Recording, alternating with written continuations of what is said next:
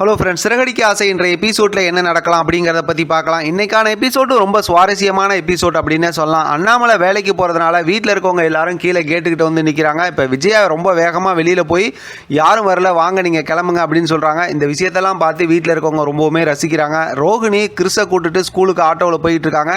இடையில கிறிஸ் வந்து அவங்க ஃப்ரெண்டோட பர்த்டேக்கு போகணுன்னு சொல்லும்போது ரோகிணி அதெல்லாம் முடியாதுங்கிற மாதிரி ரொம்ப கோவமாக பேசி கூட்டிகிட்டு போகிறாங்க.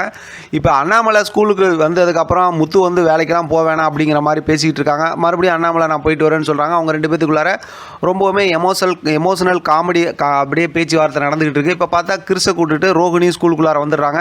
இப்போ கிறிஸ் முத்துவை பார்த்ததுமே முத்து அங்கிள் நான் கூப்பிட்டுமான்னு சொல்லும்போது இப்போ ரோகிணி வந்து டக்குன்னு கூப்பிட்டு போய் ஆட்டோவில் உட்காந்துக்கிறாங்க. அதுக்கப்புறம் அங்கேருந்து முத்து கிளம்பி போனதுக்கப்புறம் அங்கே வாட்ச்மேன்கிட்ட விசாரிக்கும் போது அண்ணாமலை இந்த மாதிரி வேலைக்கு வராங்க, அக்கௌண்டன்ட் வேலைக்கு வராங்க, வாரத்தில் புதன்கிழமை மட்டும் வேலைக்கு வருவாங்கன்னு தெரிஞ்சதுக்கப்புறம் இப்போ ரோகிணி வந்து கிறிஸை ஸ்கூலுக்கு போவேணான்னு சொல்லி வீட்டுக்கு கூட்டிகிட்டு வந்துடுறாங்க.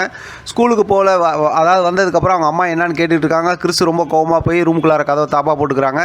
இப்போ இந்த விஷயம்லாம் பேசிகிட்டு இருக்கும்போது அவங்க அம்மா சொல்கிறாங்க, நீ சொல்லி மன்னிப்பு கேட்டுரு அப்படின்னு சொல்லும்போது என் வாழ்க்கை மொத்தமாக முடிஞ்சிடும், அதெல்லாம் நீ பேசாத, இதுக்கு நான் என்ன பண்ணுன்னு தெரிஞ்சுக்கிறேன், புதன்கிழமை ஸ்கூலுக்கு போவேணாம் அப்படி இப்படிங்கிற மாதிரி பேசிக்கிட்டு இருக்காங்க. இருந்தாலும் அவங்க அம்மா என்னென்னமோ சமாதானம் சொல்லி பார்க்குறாங்க. ரோகிணி வழக்கம் போல் வந்து ரொம்ப கோவமாக பேசி இதை சமாளிக்கிறதுக்கு என்கிட்ட ஐடியா இருக்குது அப்படிங்கிற மாதிரி சொல்லிவிட்டு அங்கேருந்து கிளம்பிடுறாங்க. கிறிஸ் வந்து பேசவே இல்லை. ரோகிணி அங்கேருந்து போனதுக்கப்புறம் கிறிஸ் வெளியில் வந்து அவங்க அம்மா அதை பாட்டிக்கிட்ட வந்துட்டு பாட்டின்னு சொல்லிட்டு அப்படியே ஃபீல் பண்ணுறாங்க. பரவாயில்லப்பா சரியாக போய்டுன்னு சொல்லிட்டு இருக்காங்க.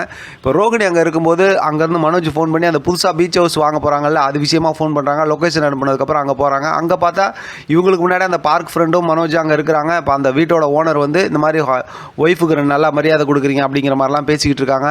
இப்போ அந்த வீடு பார்த்தா ரொம்பவுமே அழகாக ரொம்ப பெரிய வீடாக இருக்குது, பீச் ஹவுஸாக தான் இருக்குது. அதுக்கப்புறம் பார்த்தா ரோகிணியும் வந்துடுறாங்க. அவங்களாம் வீட்டெல்லாம் சுற்றி பார்த்துட்டு இருக்காங்க. நீங்கள் சுற்றி பாருங்கள், சுற்றி பார்த்ததுக்கப்புறம் இது சம்மந்தமாக நம்ம பேசிக்கலாம் வீடு வாங்குற விஷயமா அப்படின்னு சொன்னதுக்கப்புறம் ரோகிணியும் மனோஜும் அந்த வீட்டை சுற்றி மேலே கீழெல்லாம் ஏறி இறங்கி பார்க்குறாங்க. ரொம்பவுமே வீடு ரொம்ப அழகாக இருக்குது. நமக்கும் ஒரு லொக்கேஷன்லாம் சூப்பராக காட்டிகிட்டு இருக்காங்க. அதோட பார்த்தா இன்றைக்கான எபிசோட் முடிச்சிருக்காங்க. நாளைக்கான எபிசோடோட ப்ரொமோ பார்த்தா கொஞ்சம் வித்தியாசமான ஒரு ப்ரொமோவாக இருக்குது. அது சம்மந்தமாக நம்ம அடுத்த வீடியோவில் பேசலாம். இதை பற்றின உங்களோட கருத்து கமெண்ட் பாக்ஸில் தெரியப்படுத்துங்க. தொடர்ந்து ஆதரவு கொடுங்க. தேங்க்யூ ஃப்ரெண்ட், தேங்க்ஸ் ஃபார் வாட்சிங்.